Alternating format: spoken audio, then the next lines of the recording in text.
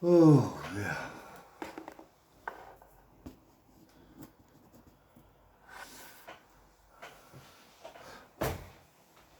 Oh, oh, let's lean down a bit. That's better.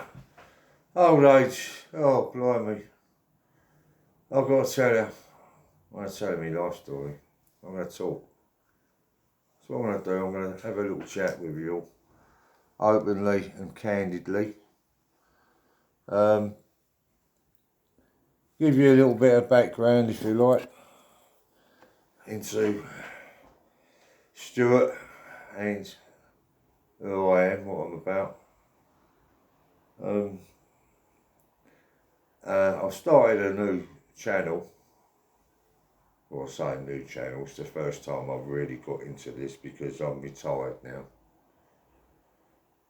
I'm in my seat of a state pension. I'm age 66. I'm in my seat of a full state pension. I don't get pension credit or anything like that. I'm not in receipt of housing benefit at this moment in time. And so, at this moment in time, my rent arrears. Well, I'll get into all this anyway. I just want to explain to people, if you come and watch this video and you look at this video and you like what you see, I'm going to be open and honest with people. Just talk about things that affect me in life and the realities of the world that affect me personally, things that have happened to me in the last few years that have affected me deeply and taken me to the depths. And I'm going to be open and honest, and perhaps if anybody can identify with what I'm about to say, and if you like, view it in a way, again, I'm going to be open and honest with people. I'm an alcoholic. I drink on a daily basis, not to the extent that I'll get obliterated. I'm not that, you know, but all these things I'm going to be talking about. But before I start, I just want to make a disclaimer. You know, if anybody takes, this video is not meant in any way to offend anybody of any religion, race or creed. I'm not a racist. Before we start throwing comments and labels around and insults, if that's your prerogative, then go right ahead. I'm all up for that, but don't expect to get a response because they'll just be ignored. So that's fine. Everybody's entitled to their freedom of speech. That's my point of view. That's another label that I will fight for. I'll fight for my freedom of speech, my right, my freedom of choice, my freedom of thought, and my right to say and do and go about my business as I please, when I want to, how I want to, without restriction of any shape, form, or of any manner. As long as I'm not harming or hurting another human being, I'm not breaking the law. And I'm not breaking the law because I don't believe in the law. I believe in common law. I believe in God's law, the law of the universe, if you like. I believe that the sun comes up in the morning and it rises in the evening. That's what I believe. So, not here to offend anybody. I don't wear labels. I say it and I see it. I see it as I say it. And I say it as I see it. Open, honest. Please or offend. I've always been the same. And with that said, I'll move on and take you back a little bit in time. Where are we? What, 11 minutes?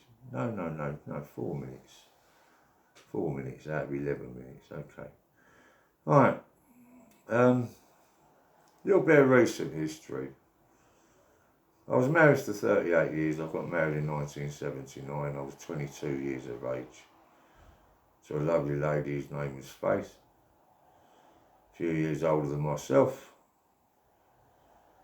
Was out of a relationship that she was having at the time.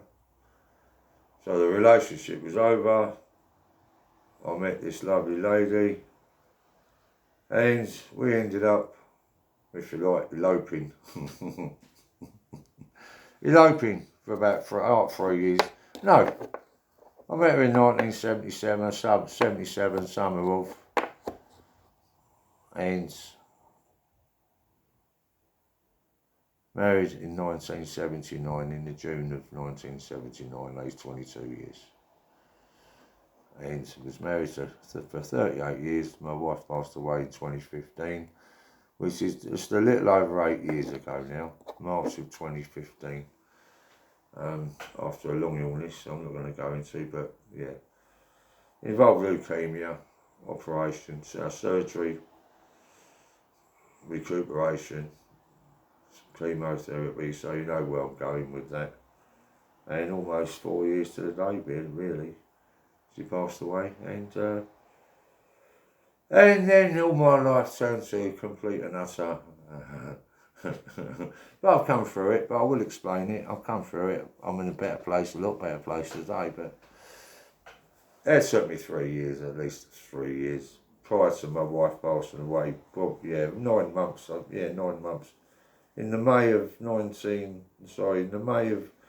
2014, after being long-term sick for about 7 months, a lot of it was having to in and out of hospital, caring for my wife at this stage.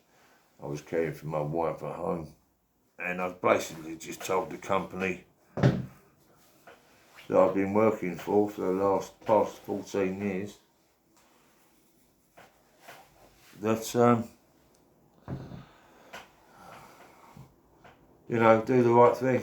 I'd rather be at home with my wife. I was a union rep at the time, and because I was a union rep, it had never ever been heard of anybody 7 months. But so I received not a substantial, but what I was entitled to. The amount wasn't even 5 figures. So there you go. It was under £10,000 that I received. It wasn't even 5 figures, and I paid tax on that. And that was it. Prior to my wife passing away, no money left in the bank. Sold the car. I was pushing my wife around in a wheelchair. The last hospital visit, it took me about an hour and a half to push her home from the hospital in her wheelchair, because she had a freedom pass, because she was of a disability, and I had an Oyster card. I had free travel as a bus driver. I was a London bus driver, by the way. I don't know if I mentioned it yet. I was a London bus driver, and you had free travel as a London bus driver. But when I left, they give you a pass to everything. Underground, London Underground, bus, DLR, even nationally, you get about a third off. If I travelled up to Glasgow, Scotland, I'll get about a third off. The price was quite a substantial saving. Glasgow return, or Cornwall return even, it's quite a substantial saving anyway. It all had to go back, so I didn't have the price of a bus fare. That's how bad things were. Anyway, yeah. And looking back, I laugh now. But yeah, anyway, cut a long story short, my wife was diagnosed terminally ill. That was it. There was no more, and that was in the Christmas of 2014. Just December 2014. There's no more we can do. Go home, enjoy Christmas, and you're not going to see another one. And she passed away in the March, three months later. Yeah. So, but now I was devastated for three. I knew it was coming. Obviously, I thought I was prepared, but I was not prepared for it whatsoever. And then I went completely off the rails. For about 3 years. I wasn't even on the planet for like 6 months.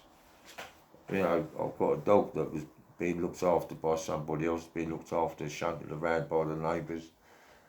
You know, I'd leave it with someone for can you look after the dog for a couple of days. I'd come home, and as soon as it was light in the morning, I was out again, off licence, another drink, half a bottle of scotch. And that's how it was for 6 months. And I don't remember most of it. But for 3 years this went on. And I've got right to the depths. But I'll go back a little bit. I'll rewind the clock a little bit, just to let you know. I got sober in 1996. I was always drinking from a young age. My mum passed me a little drop of sherry and port. When you're 8 years of age, that's what they did. Because at that time of year, that's why when I was young lad, 8 years of age, families got together at Christmas time and New Year's, and they had big parties, man. There's street parties, you know, but not everybody come together, but individual families. You know, would have their grandparents round, and I'd have my mum and dad there, my mum, my brothers and my sisters would be there, my uncle, my aunts. And, you know, we'd all be, music would be playing.